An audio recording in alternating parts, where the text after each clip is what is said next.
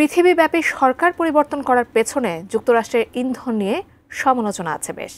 নিজেদের অনুগত সরকার প্রতিষ্ঠায় বিশাল অর্থ আর গোয়েন্দা তৎপরতা চালিয়ে সরকার উৎখাতের ব্যাপারে প্রমাণও মিলেছে কয়েকবার। তার ব্যতিক্রম ঘটেনি ইরানের ক্ষেত্রেও। তবে কি পরিণতি হয়েছিল শেষে, জানাচ্ছেন ইমতিয়াজ আলম। তেহরানে সম্প্রতি ইসরায়েলি হামলার পর ইরানের শাসন ব্যবস্থা পরিবর্তন করা নিয়ে আলোচনা জোরালো হয়েছে। হামলার পর ইসরায়েলের প্রেসিডেন্ট আইজ্যাক হারজগ বলেছেন, ইরানি জনগণের এখন উঠে দাঁড়ানোর এবং তেহরানের বর্তমান শাসন ব্যবস্থাকে পরিবর্তন করার সুযোগ রয়েছে।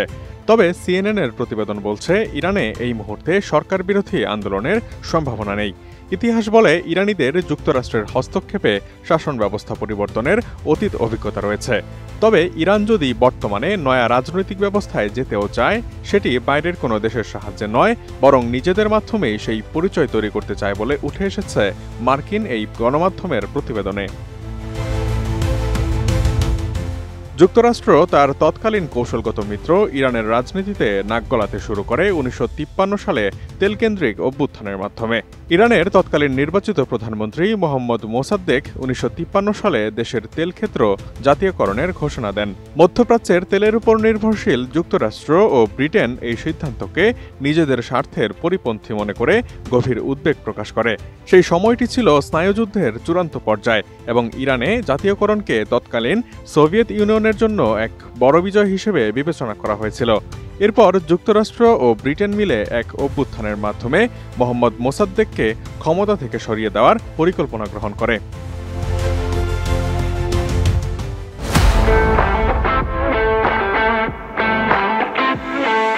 সেই অভ্যুত্থানের উদ্দেশ্য ছিল ইরানের রাজা মোহাম্মদ রেজা শাহ পাহলভীকে আরও শক্তিশালী করা এবং নতুন প্রধানমন্ত্রী হিসেবে জেনারেল ফজলুল্লাহ জাহেদিকে নিয়োগ দেয়া। মার্কিন গোয়েন্দা সংস্থা সিআইএ এবং ব্রিটিশ গোয়েন্দা সংস্থা এসআইএস মোসাদ্দেক বিরোধী জনমত গঠনের জন্য গোপনে প্রচারণা চালায়। ১৯৫৩ সালে তারা শাহপন্থী শক্তিকে ঐক্যবদ্ধ করে ব্যাপক প্রতিবাদ আন্দোলন সংগঠিত করে, যার সঙ্গে যোগ দিয়েছিল তৎকালীন ইরানের সেনাবাহিনীর সদস্যরাও। প্রধানমন্ত্রী মোসাদ্দেককে সরিয়ে দেওয়ার পর ক্ষমতা গ্রহণের ২ দিনের মধ্যেই জাহেদির সরকারকে স্থিতিশীল করতে যুক্তরাষ্ট্রের গোয়েন্দা সংস্থা সিআইএ $৫ মিলিয়ন গোপনে সরবরাহ করেছিল। পরবর্তীকালে প্রকাশিত গোপন নথিতে এমন তথ্য প্রকাশিত হয়। ২০০৯ সালে সাবেক মার্কিন প্রেসিডেন্ট বারাক ওবামা ওই অভ্যুত্থানে যুক্তরাষ্ট্রের ভূমিকা স্বীকার করেন। পরবর্তীতে ২০১৩ সালে সিআইএর কিছু গোপন নথি জনসমক্ষে আসে, যা প্রথমবারের মতো সংস্থাটির প্রত্যক্ষভাবে জড়িত থাকার বিষয়টিকে নিশ্চিত করে। মোসাদ্দেককে সরিয়ে দিয়ে যুক্তরাষ্ট্র পাহলভীকে আরও বেশি করে সমর্থন দিতে থাকে। তবে এই বিদেশি হস্তক্ষেপ ইরানিদের মধ্যে দীর্ঘস্থায়ী একটি ক্ষোভ তৈরি করে, যা পরবর্তী কয়েক দশক জুড়ে মার্কিন বিরোধী মনোভাবকে উস্কে দেয়। অর্থাৎ যুক্তরাষ্ট্রের সেই $1 মিলিয়ন ইনভেস্টমেন্টের ফলাফল হয় ঠিক তার বিপরীত।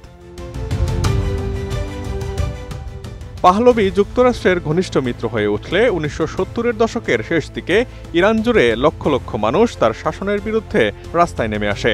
ধর্মনিরপেক্ষ অংশ পাহলভীর কর্তৃত্ববাদিতার বিরুদ্ধে আর ইসলামপন্থীরা তার আধুনিকীকরণ কার্যক্রমের বিরুদ্ধে অবস্থান নেয়।